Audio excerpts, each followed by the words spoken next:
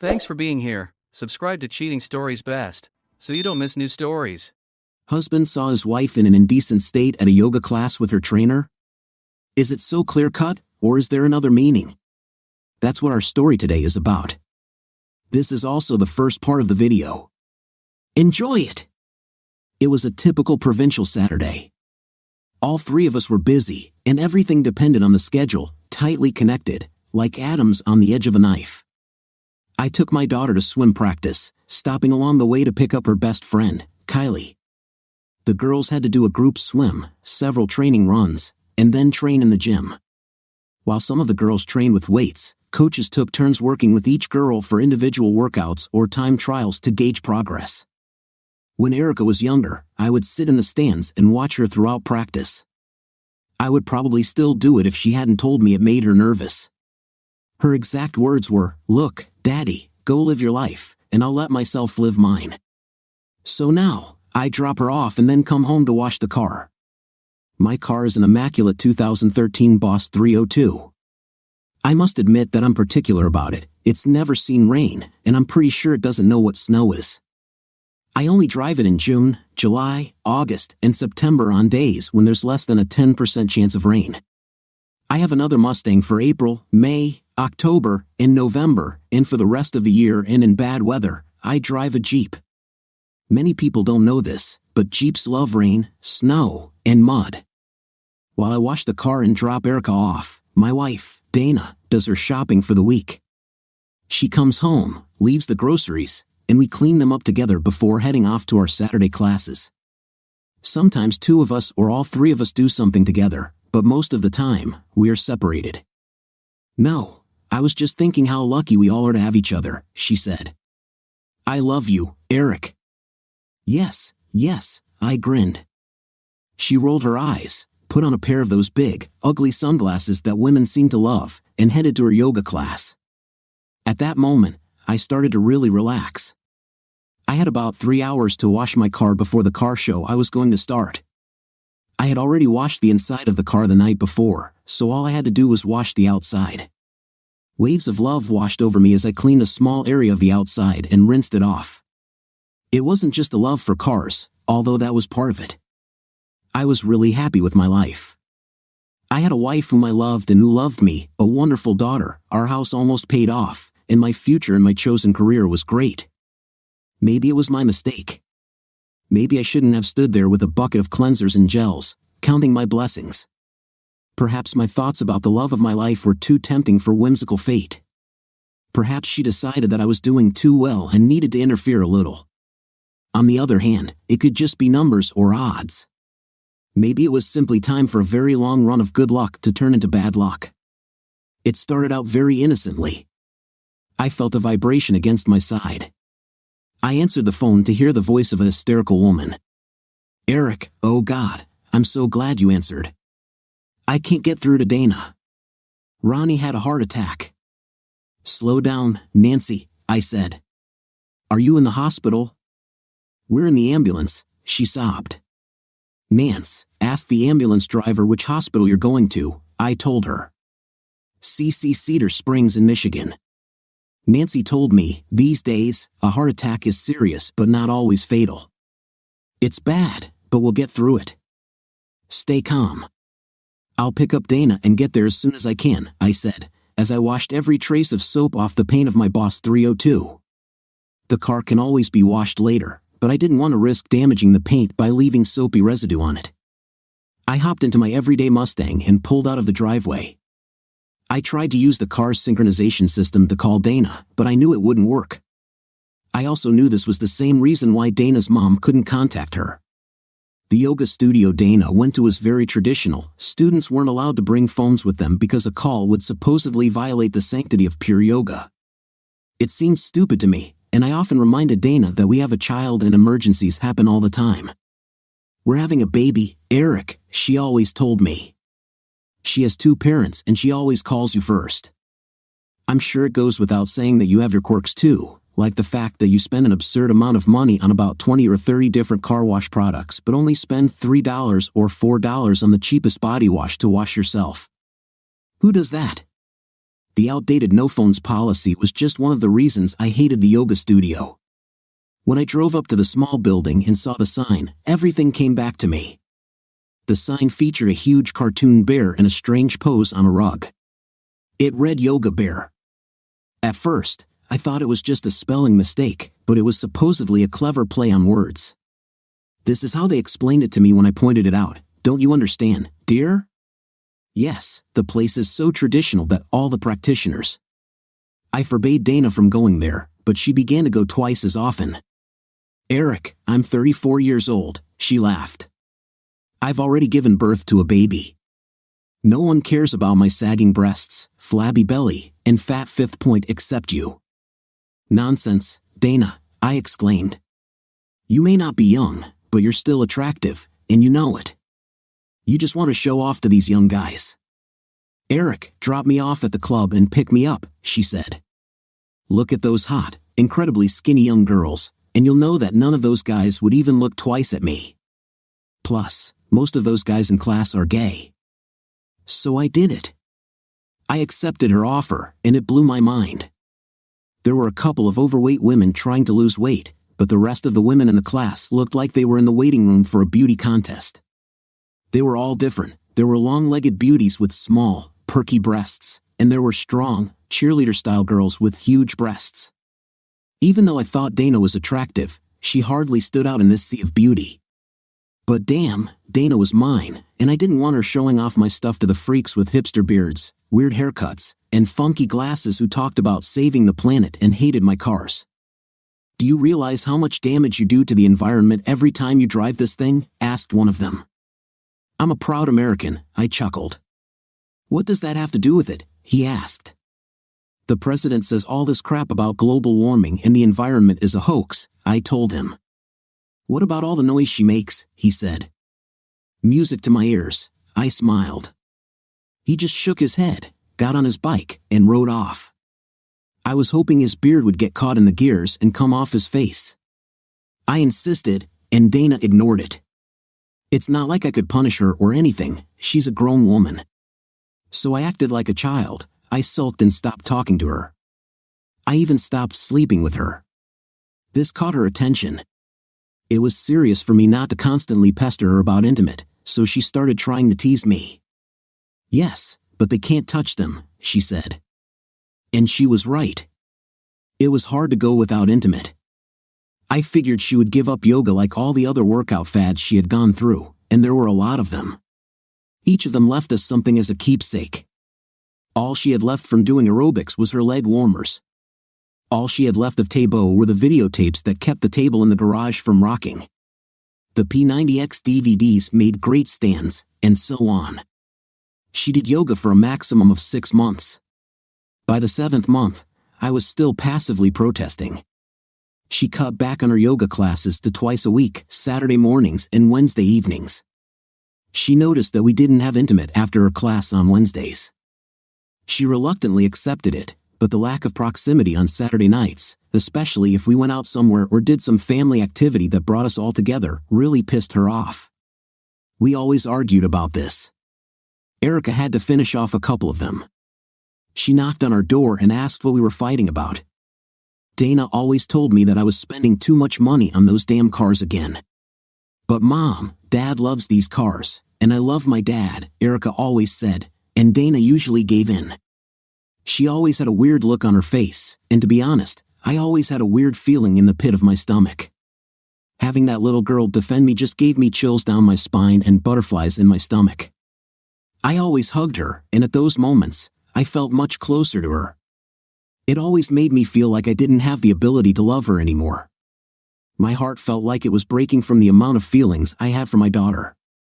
I mean, damn, I love Dana, but I would literally die for Erica. I always carried her back to bed, even though she was 10 years old and supposedly capable of doing such things. When I returned to our room, the arguments were usually still far from over. We simply expressed our points of view in whispers so that Erica wouldn't hear us. Why are you such an... Dana whispered. I tolerate your running around. I tolerate your borderline madness about Mustangs. Dana, it's not the same thing, I whispered back hotly. When I go for a run, I'm fully dressed and running alone. When I finish, I go straight home. We waited a moment before continuing because her voice had risen to the point where Erica could hear us. And as for my cars, I continued, I always ask you before I buy a car or make any big purchases. Although this is my money, I'm asking you because we're married, so everything is ours. She nodded her head. But if everything is ours, why do you have such a sour face every time I ask you to drive one of our cars? She asked. Because you have your own car, I said. And your car is all dented and scratched, she said. I said shyly, so you think you have to protect our cars from me? She smiled. Yoga is just my way of protecting my body. Yoga is the way I keep fit so you don't have a wife with a fat and out-of-shape body. Eric, I can't run, I can't lift weights, but I can do yoga. Why can't you do yoga with your clothes on? I asked. It's not the nudity, she complained.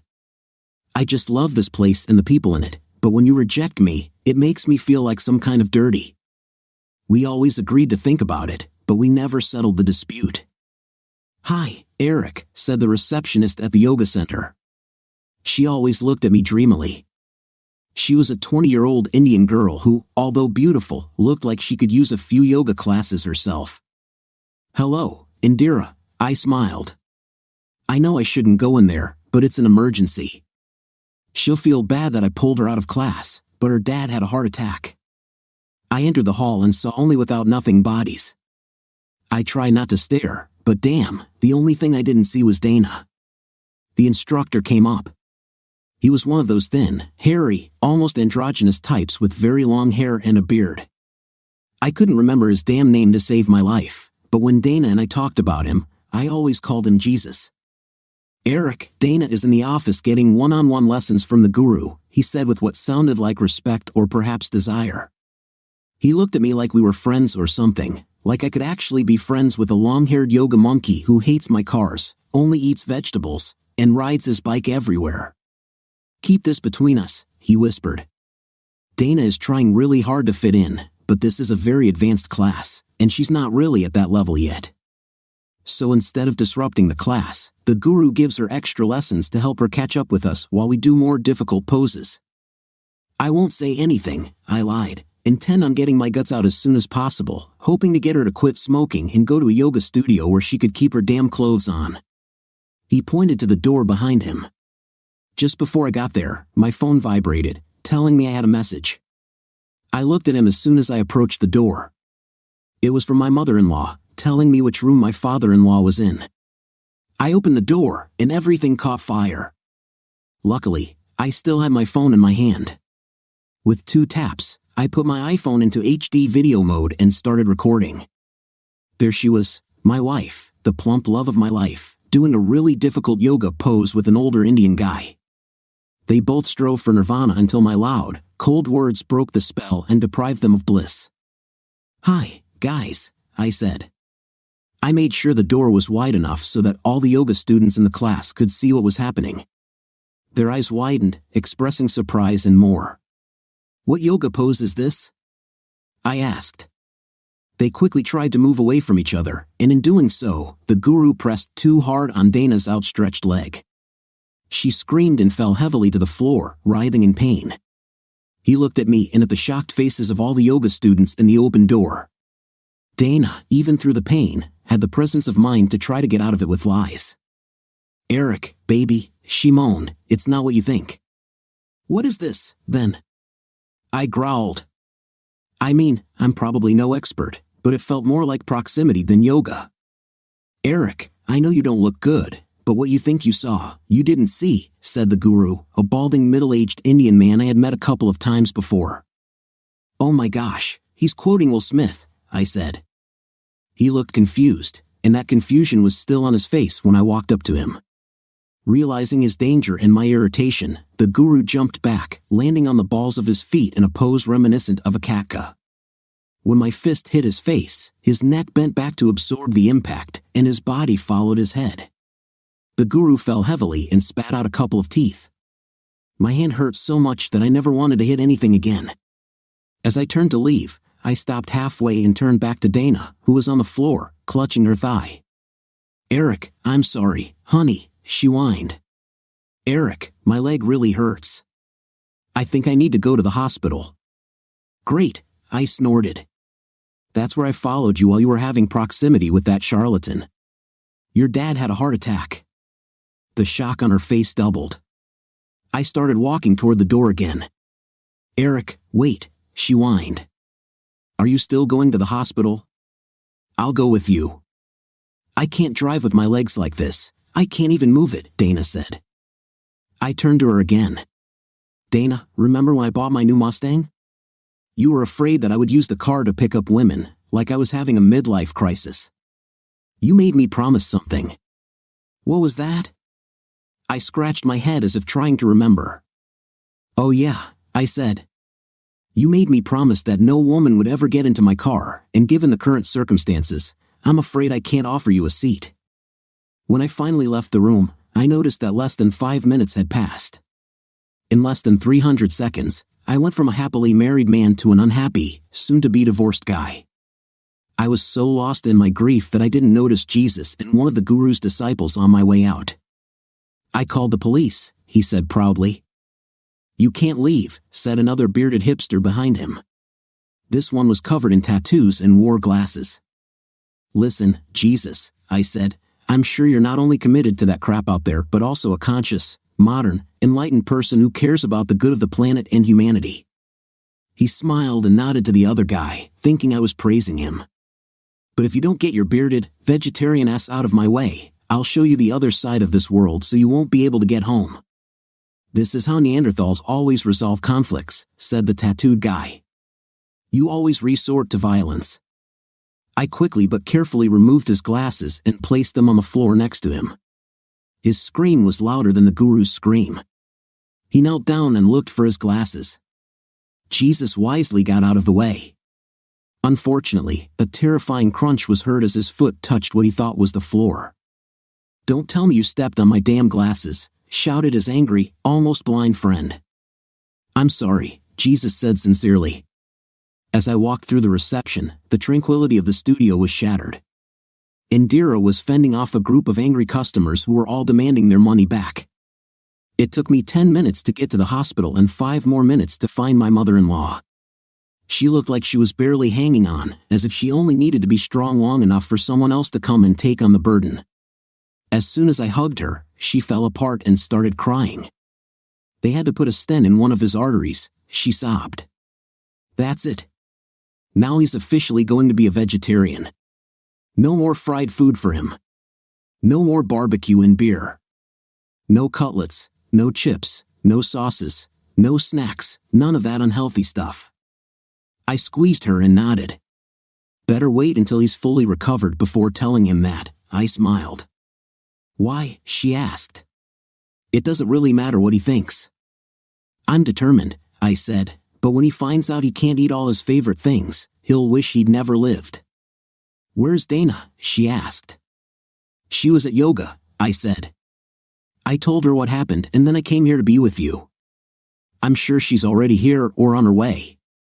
You're a good son-in-law, Eric, she said, hugging me. About half an hour later, the surgeon came and told us that everything was fine. My father-in-law would make a full recovery and, with some strict dietary restrictions and gentle exercise, would be able to live a long, fulfilling life. She suggested that he should stay away from work for 3 weeks to a month, longer if his job involved physical activity. At this point, my mother-in-law started asking her questions, and the surgeon looked annoyed. She took off her surgical cap and mask, and I recognized her. She was a beautiful but aged Indian woman whom I had seen a couple of times before. I just couldn't remember where. After the surgeon left, my mother-in-law and I went up to the room.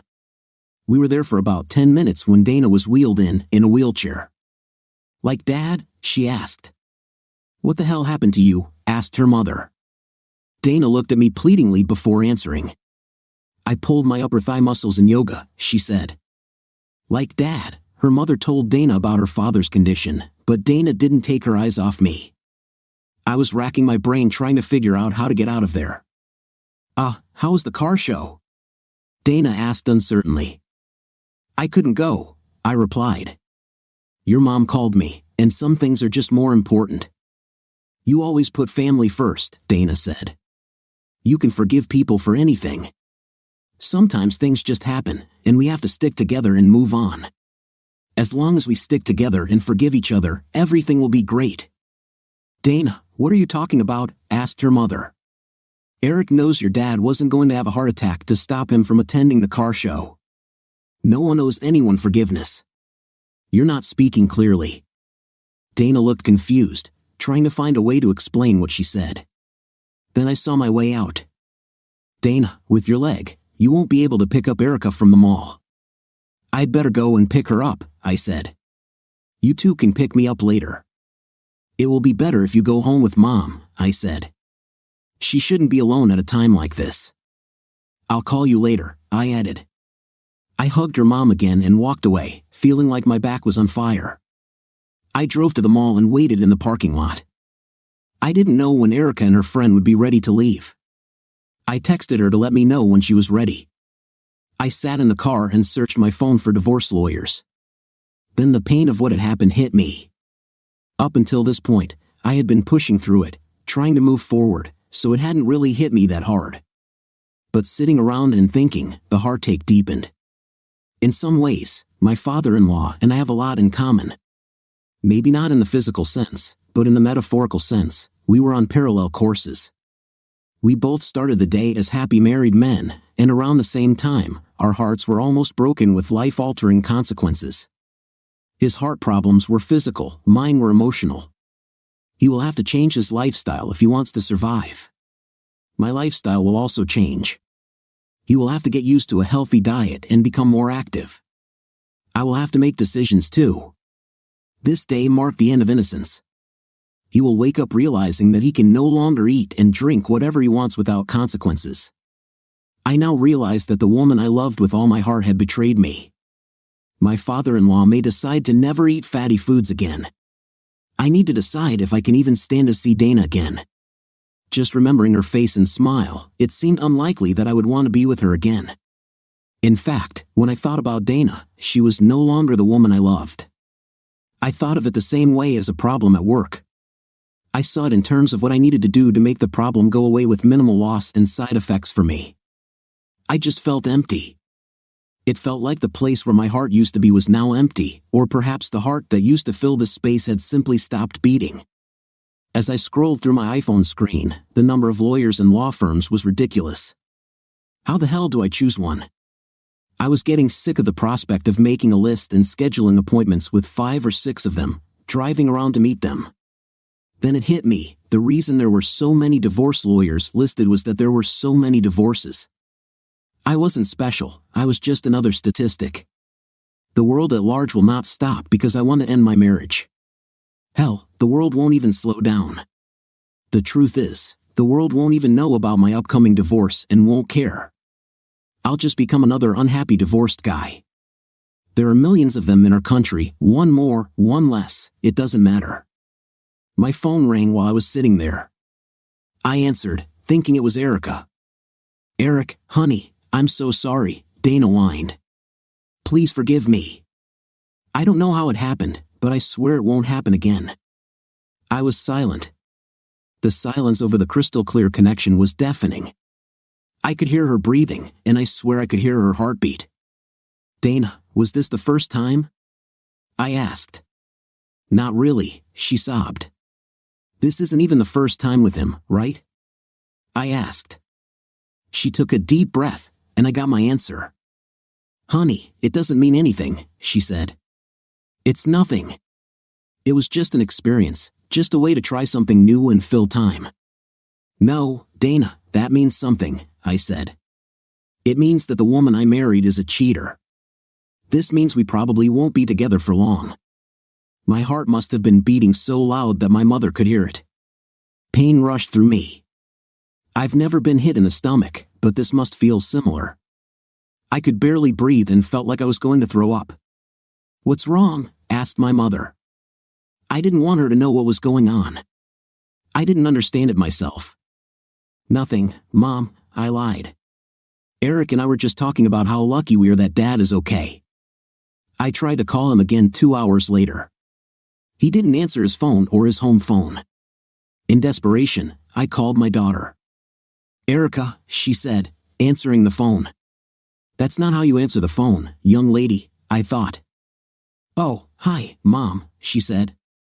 I was tired after all the swimming and then all the walking around the mall. "Where's your father?" I asked. "He's outside washing his car and talking to himself," she said. Even at 10 years old, there was concern in her voice. "I don't think he feels well. Can you ask him to answer the phone?" "Mom, you know how he reacts when he washes his cars. I'll tell him to call you when he's done." "Bye," she said, hanging up. I was so angry.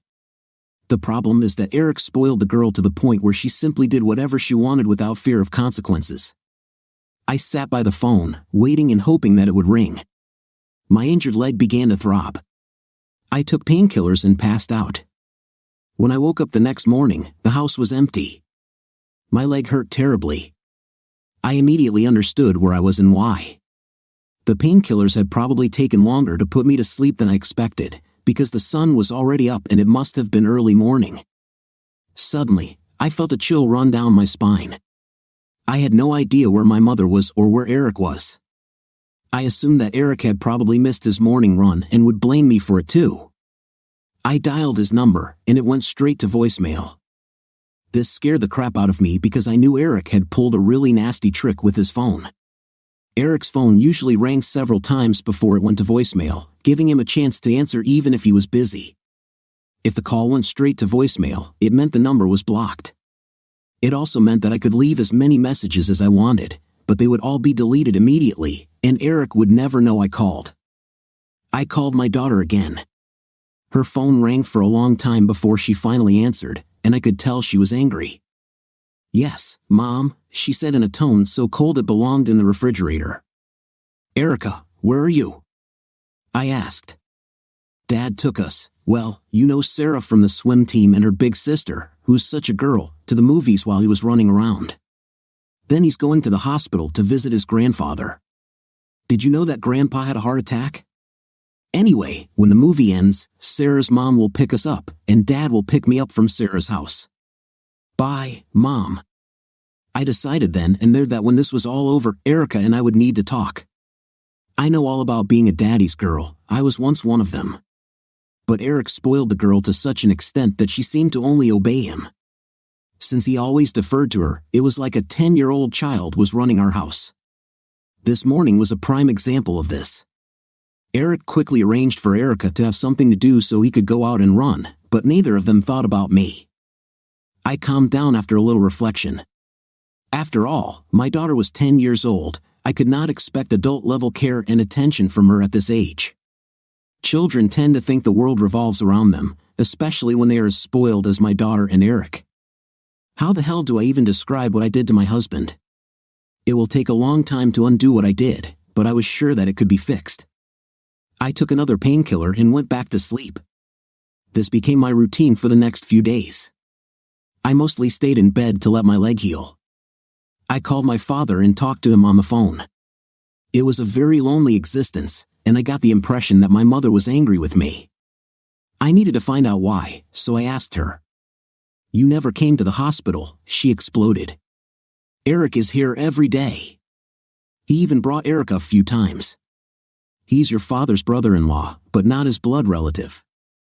Mom, the doctors say that if I strain the muscles around my hip, I may need surgery," I told her. "I promise I'll make it up to Dad, but he'll probably get better faster than me." In desperation, I turned to my best friend Peggy for help. I told her everything without hiding anything. The idea was for her to go and talk to Eric on my behalf. "I think you're taking this whole situation too seriously," she said. "I think you need to divorce him. Remember why you married him in the first place? Isn't it because you love him? Hell, force him. It will give you the freedom to sit on your butt and do whatever you want as long as he supports you." "It won't work," I said. "Eric earns more than me, but not so much that I'm entitled to more alimony." "The first thing you should do is quit your job, you idiot," she said. "Why would you work when he can do it for you?" I looked at her like she was crazy. Why the hell does he put up with this? I laughed. You've lost your touch, girl, she said. You only married him because you got pregnant in the last month of college. You've been playing this game for too long. You're starting to think this is your real life. You were going to leave him in a couple of years when the child could take care of herself, remember? And by the way, you're lucky you can cheat this idiot out of child support payments. He loves this child enough to pay the maximum possible child support.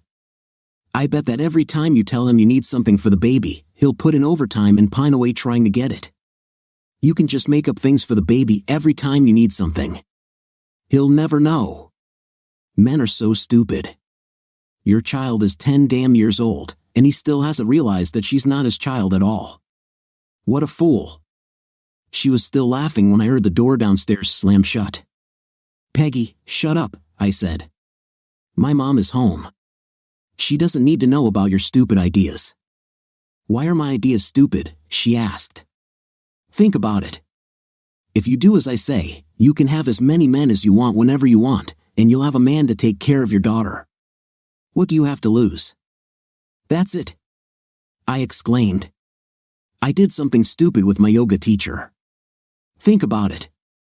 Inside the studio, he had all this power and mystery. He seemed larger than life. Everyone there seemed to worship him. And then there was the fact that, I've never been with a man from another country. And you know what else? Eric has been taking care of my daughter since before she was born. He will die before he lets anything happen to her. I don't need anyone else. What about the whole secret from the yoga guy? She giggled. As soon as Eric walked into that room, I realized that I had done something stupid. I hesitated. What? She laughed. It's not funny, Peggy, I said. Eric loves me. I mean, I'm like his whole world. I offended him greatly. I was wrong. So maybe I should come clean. Don't do that, fool, she hissed. If you think this is bad, the guy would never talk to you again if he knew how many times you cheated on him. What I meant was that I wanted to confess to you, Peggy, I said. She laughed. I already know all your secrets. No, you don't, I said. The truth is, I love Eric too. Everything has changed over the past 10 years. My needs have changed. I think I've matured. It just took me a while to realize it. And before this happened, I hadn't cheated on him for more than 5 years. Are you kidding me? She laughed. I mean, he's cute, but he's normal as hell. He's like Dad. He's my daughter's father, and we both love him. Peggy, I said, I can find guys like him anytime I want. No, Peg, she said. You borrow them. They get a piece of you and give nothing in return. Have any of these guys ever hugged you and held you after proximity?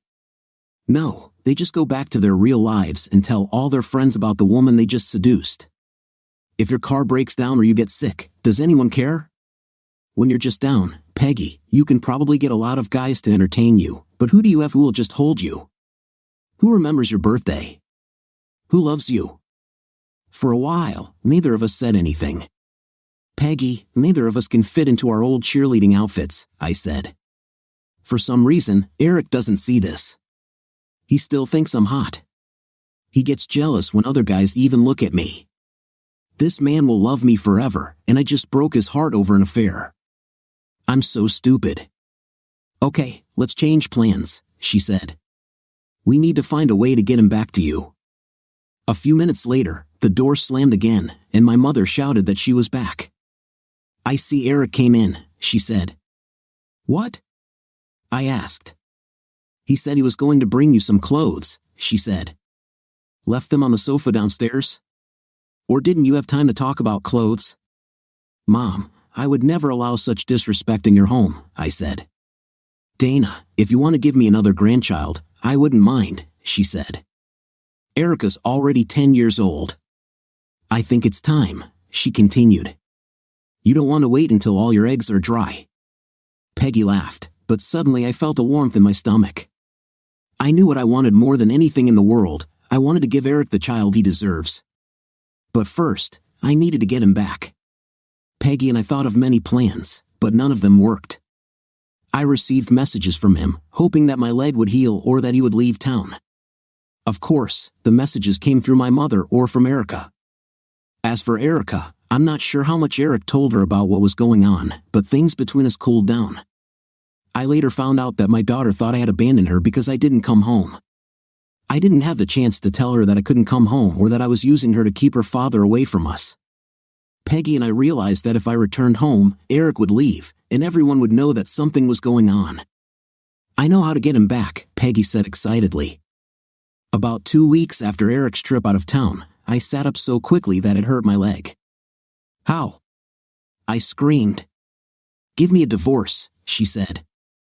I almost hit her. You are crazy, I said. This is brilliant, she said. It probably won't go far. The guy loves you. He's just mad at you.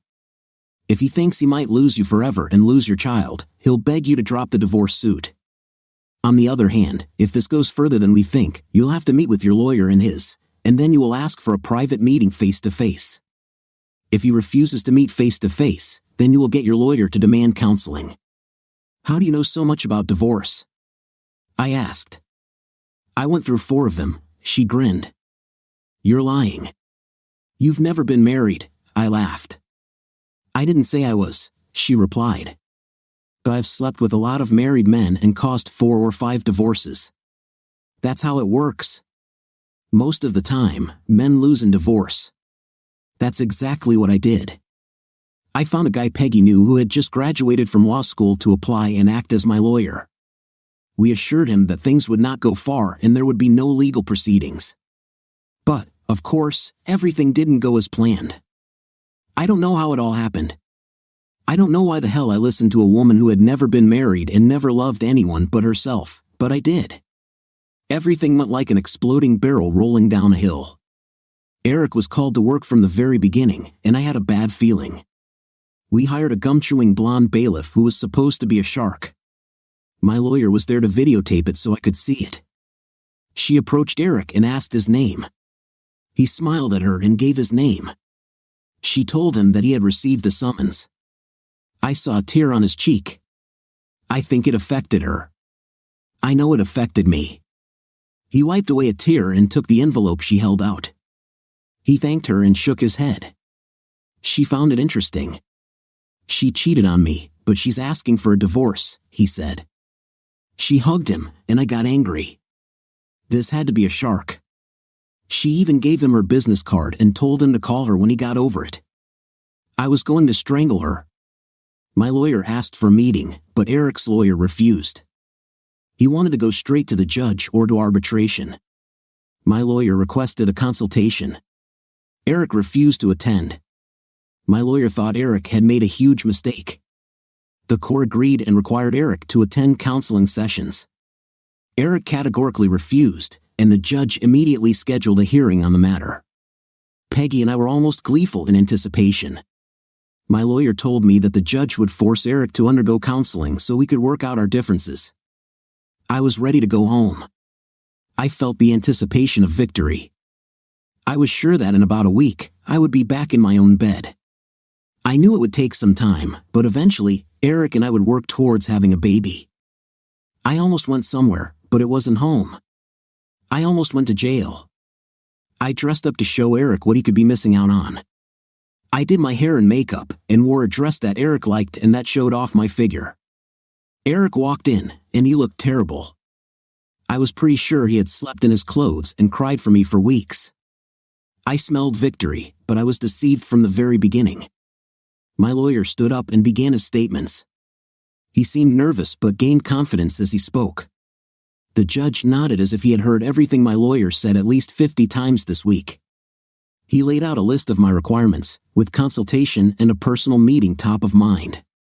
He talked about how Eric refused to communicate with me and how I steadfastly refused a divorce. But if the divorce did happen, there were a few very basic needs, including reasonable alimony, child support, and a home. At this moment, the real game began. Eric's lawyer raised his hand like a schoolboy. The judge stopped my lawyer, and Eric's lawyer asked me to come to the bench. The judge allowed it, and I got that same uneasy feeling in my stomach again. The judge looked at me, then at my lawyer, and he looked unhappy. He called us all to his chambers. We sat around a huge table, waiting for the judge. "Hi, honey," I said to Eric.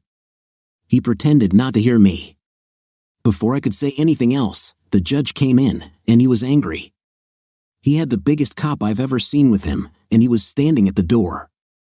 "What the hell are you trying to pull off, Mr. McCaffrey?" he asked my lawyer. "Why are you in my court pretending to be a lawyer?" I almost died from shock. "Your Honor, I am indeed a lawyer," he said in a hoarse voice. "I graduated in the middle of the bottom of my class and received my diploma last." "But you haven't passed or even attempted to pass the bar exam," the judge shouted. "You should not even use the word court, let alone attempt to practice law in one. You have committed fraud. The bailiff will take you to jail now. You should hire a real lawyer. And you, miss," he told me, "for attempting to deceive this court." Eric's lawyer then intervened. He told the judge that, given the unusual circumstances and the fact that we were not in a courtroom where recordings would not be allowed, he wanted to play a recording for him. "Let's go," said the judge. Eric's lawyer played a recording that I didn't even know existed, but even listening to it, everything became clear. I had prepared this trap for myself. It wasn't my mother who slammed the door that day. Eric actually brought me clothes and heard everything. He knew everything. When the recording ended, I looked across the table at him. I looked into his eyes and saw nothing. All the love and playfulness that should have been there was gone. "Eric, I began, my voice hesitant. "What else do I need to know?" he asked. "You didn't marry me because you loved me. You married me so I could raise someone else's child, and you cheated on me all this time. If I hadn't caught you, you still would have left me as soon as Erica was old enough to take care of herself." "Eric, you don't understand," I said. Of course, it was like that initially, but over time, I knew how bad it looked. "There you go, Dana," he said. "You fooled me. I loved you like there was no tomorrow. I loved our life. Little did I know it was all fake." Unwittingly, he broke my heart, but I knew there was nothing I could do or say to convince him that my feelings had changed. "That's one of the worst things I've ever heard," the judge said. "Young man, I cannot give you back the years you wasted, but I can give you freedom. Your divorce is approved. There is no alimony awarded. And for the first time, I will offer the guilty party a choice.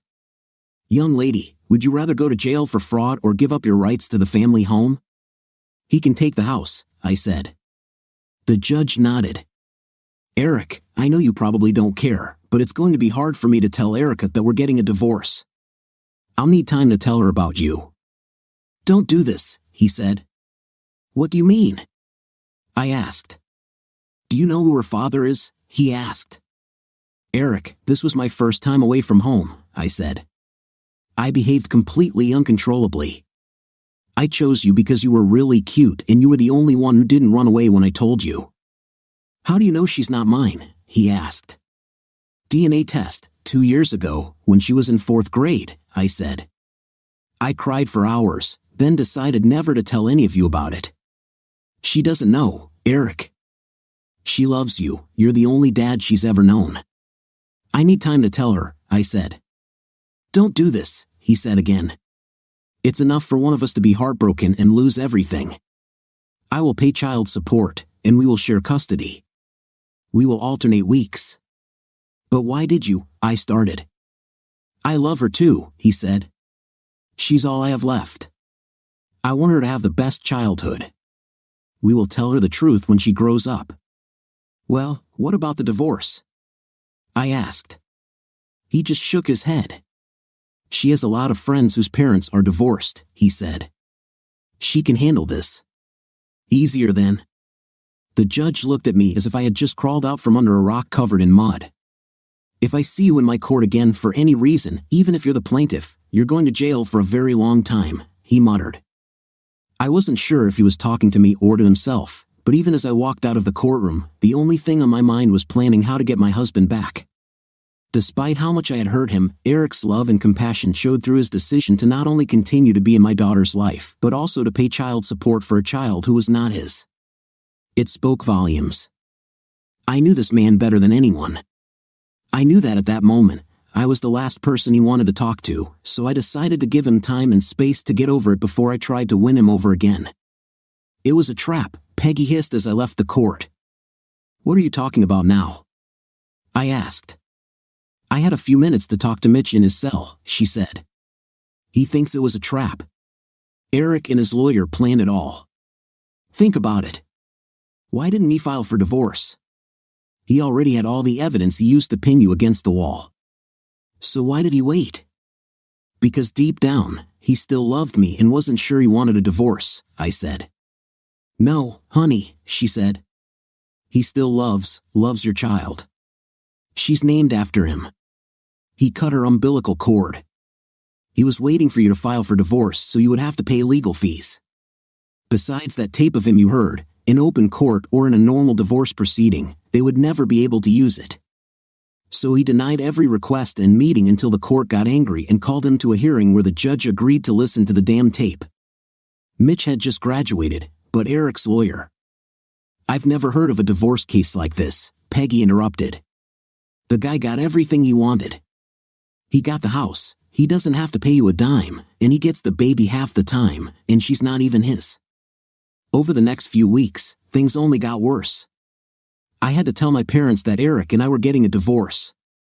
Eric insisted on two things. The first was that I had to tell them the truth about why we broke up, and the second was that I couldn't tell them that Erica is not his. He was sure that sooner or later, one of them would spill the beans and it would hurt her.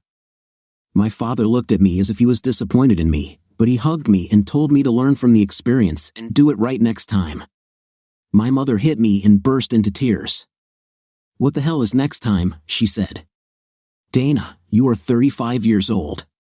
Men your age want younger women. Older men just want a piece on the side. If they're worth anything, they're already married, and if they're not married, they are either divorced and damaged by it or not the type of man a woman wants to marry. Most of them either already have children or don't want them. She just stood there, looking at me with her mouth open, like she was having a heart attack. What, Mom? I asked. Eric, she said. What about him? I asked. Is he okay? She asked. Dana, he knew you did this to him. He should have been crushed. The whole time you were together, he told everyone how beautiful you were and how happy he was to have you. Everyone is tired of hearing this, she said. I'm never tired, I said. Dana, get your head for once, she hissed at me. He must have been shocked by what you did, but he came to the hospital every day to visit your father. He sat there and talked to us, pretending that everything was fine. He brought Erica, he took your dad home, and yet he never. Mom then cried, I said. And even Dad looked at me angrily, she continued. Dana, he went through all this pain alone, she exclaimed. It must have been terrible. He was so kind to us, and Erica was as happy as ever. I don't think even she had any idea how much pain he was in. He never said a single bad word about you. He kept making excuses for why you weren't there all the time. You sat at home pretending your leg hurt because you were afraid we'd find out. My leg was hurt, I said. It was a serious injury. I don't think any of them believed me.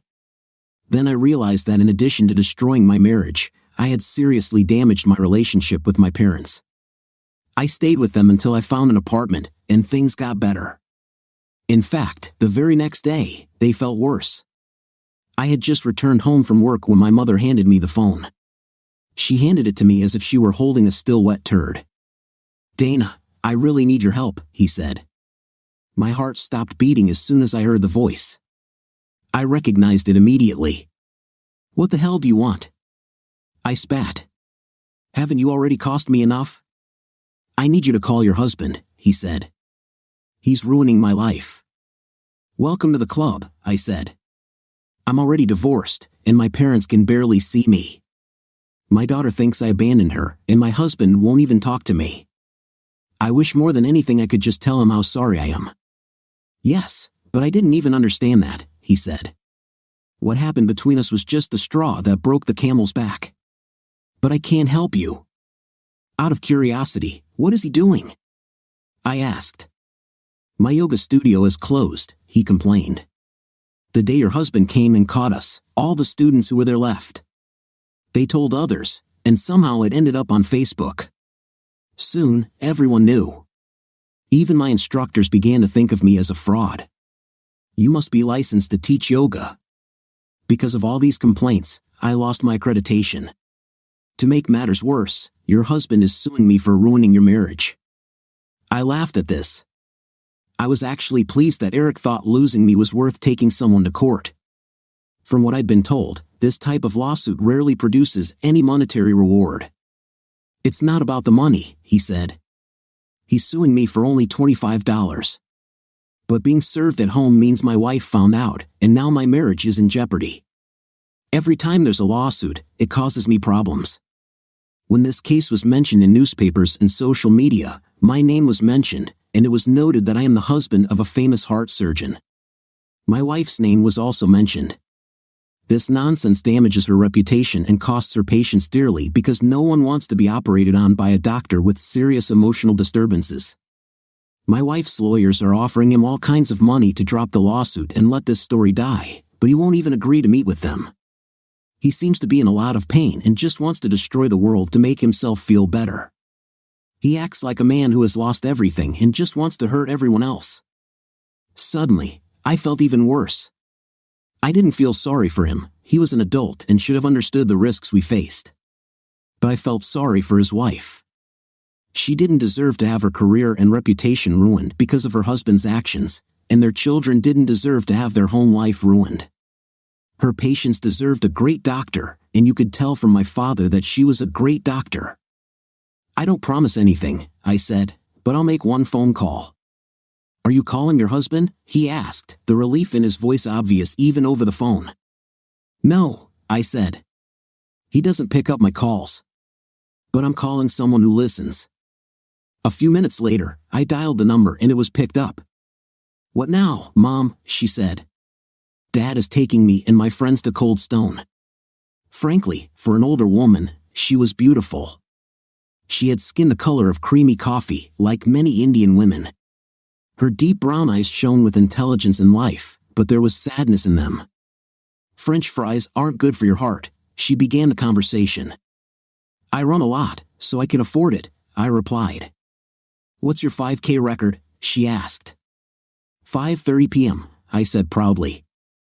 Wow, you're fast, she said admiringly. Even in college, I couldn't run under 20 minutes. Her smile, despite her pain and the lousy situation we were in, proved what kind of person she was. I liked her immediately, and the fact that I actually liked her made me feel small for what happened and how I reacted to it. I should have thought better about my actions. At that moment, I realized that I was punishing the victims along with the perpetrators. This woman was no more to blame for our spouse's actions than I was, but she was again a victim. How can I help you, doctor? I asked, and it was sincere. Let me help you, she said. I know you are suffering, me too. I will drop the lawsuit, the newspaper coverage, the entire social campaign, everything. How much will it cost me? I asked. She smiled. I have already offered your lawyers $500,000. I can't afford any more. We both know she could, but we also know that she would make a lot more money after things settled down. But again, it wasn't her fault. How's your divorce going? I asked. We have 6 children, she smiled. We also have an old-fashioned marriage. There will be no divorce. Why do you ask? She said. I smiled back. There was a strong attraction between us, and I was sure that she felt it. Her next statement confirmed this. If you're thinking what I'm thinking, it must be very secret, she said. It would also make us know each other better than them, I said. It's a shame we're better than the people we married, she said. How much money does your husband have? I asked. I don't want a penny from you, but I want to hurt him. He probably has $150,000 left over from the dowry he received from my parents and a little over 2 years of rent paid on a yoga studio that is now closed. He thinks he can make a small profit by renting it out. I already told him that he can't leave the house anymore. Now he is a house husband. His job is to take care of the children and our home. That's what I want, I said. $150,000 in a yoga studio. But I offered you 3 times as much, she laughed. You're not yourself. I did it to hurt him, I said. I never meant to hurt you this way. I can take a big piece of his pride, but you have to promise me that you won't replace his money. Oh, I'd like to hurt him a little too, she said. Except for money for the household, I won't give him a penny. So I became the owner of a closed yoga studio. Since I had a great job and almost no debt, the money was an unexpected gift. I bought the one thing I'd always wanted and put the rest of the money toward a college fund for Erica. The thing I bought for myself was a 2003 SVT Cobra convertible. I had always wanted a Terminator, and now I had one sitting in my garage. Now I only had 2 cars left on my dream list, a 67 Fastback and a 24 Shelby GT500. My father-in-law and mother-in-law didn't understand the passion for cars, but they were happy to see that it made me happy. They liked that I was planning for my daughter's future, although I felt some sadness from my mother-in-law. I asked her about this later. It's just hard to accept that I'll only have one grandchild, she said sadly. Is there absolutely no way? I hugged her and shook my head. She never loved me, I said sadly. If we didn't have Erica, she wouldn't have married me. I was too boring for her. Eric, you need to talk to her, she said. Her feelings for you have changed over the years. By the end, she loved you and she's unhappy without you. I think she's just gotten used to me, I said. I was like an old pair of shoes to her. This is not the love I want, but she will find someone else, and maybe you can still have more grandchildren. Over the next few weeks, I focused on 2 things: work and making the transition into our new life as easy as possible for Erica. The fact that she was not my biological child did not matter to me. I decided that this fact was just another one of Dana's sins and had nothing to do with Erica or me. Erica was my baby from the day she was born. Since she was born while we were married, she was my baby in the eyes of the law, and she would be my little girl until the day she turned 18 and could make her own choice. The first week went smoothly. Erica and I did basically what she wanted. I took her to school a little early so I could get to work on time, and we signed her up for a couple of after-school activities so I could pick her up after work. When we got home, we would cook dinner together. Then she would do her homework while I worked on my cars or worked out. We ended the evening talking or watching TV together. Neither of us brought up the elephant that wasn't in the room. I think we both knew it was too early and too painful. The second week was supposed to be Dana's turn, but she hadn't found a spot yet. It wasn't hard for me to have Erica again, and the third week was still mine. But it wasn't until the 4th week that Erica started speaking badly about her mother. I didn't think it was great, so I got involved. I went to visit her grandparents with a proposal. Listen, Mrs., I began, and her face showed offense. Eric, you've never called me anything other than Nancy or Mom in the last 10 years. What's changed? She asked. I'm not your son-in-law anymore, I replied, shrugging. Who said that? She asked. What is your idea? Erica is starting to get angry about Dana's absence, I said. I know she hasn't found a place yet and for some reason she doesn't want Erica here, so I would like her to use the house next week so she can have her turn. She hugged me. Honey, that's a great idea, she said. Where will you stay? I'll rent a room at one of the motels near work for a week, I said. Oh no, she said. You can stay in the guest room upstairs. There's some rabble in these motels. So I stayed with my mother-in-law and father-in-law for a week. On Saturday night, I invited them to dinner as a sign of gratitude. On Sunday morning, I went to pick up the house. I arranged for Erica to go to an amusement park with friends. Her friend's mom drove them there and stayed with them until I arrived after my run and shower. I brought them back home for dinner, and their parents picked them up from our house.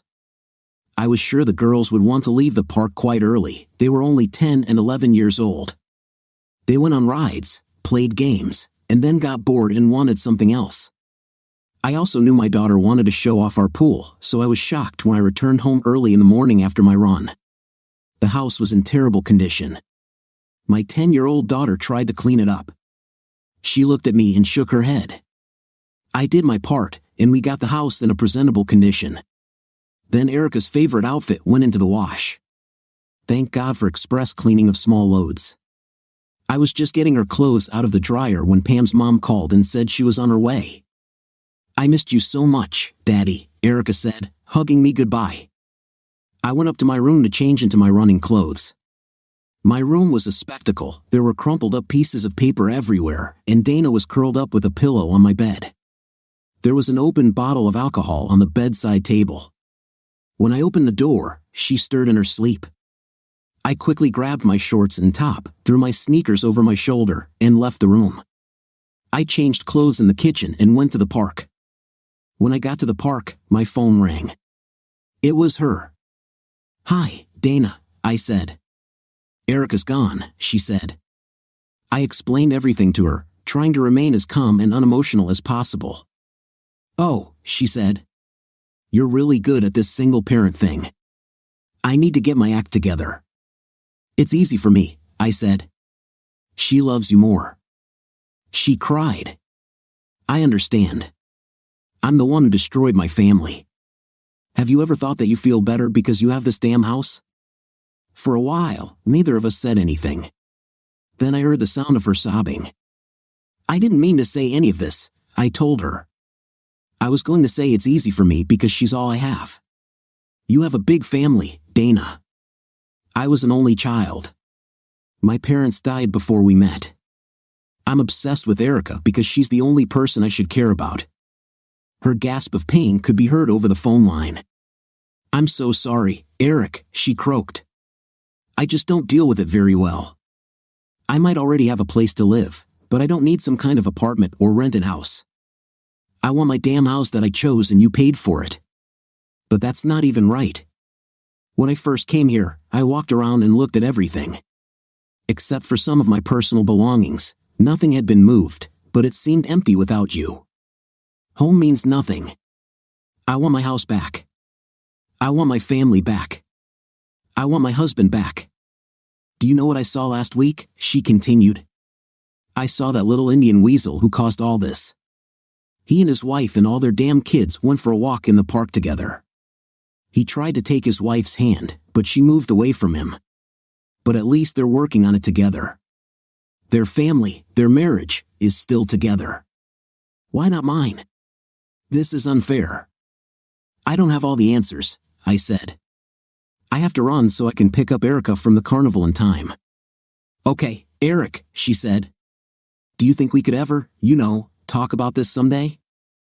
"I'd like to," I said, "but not now. It's still too early. I'm not strong enough to deal with these feelings yet." That was the first part of the video. But the second one will be no less interesting and will capture your attention.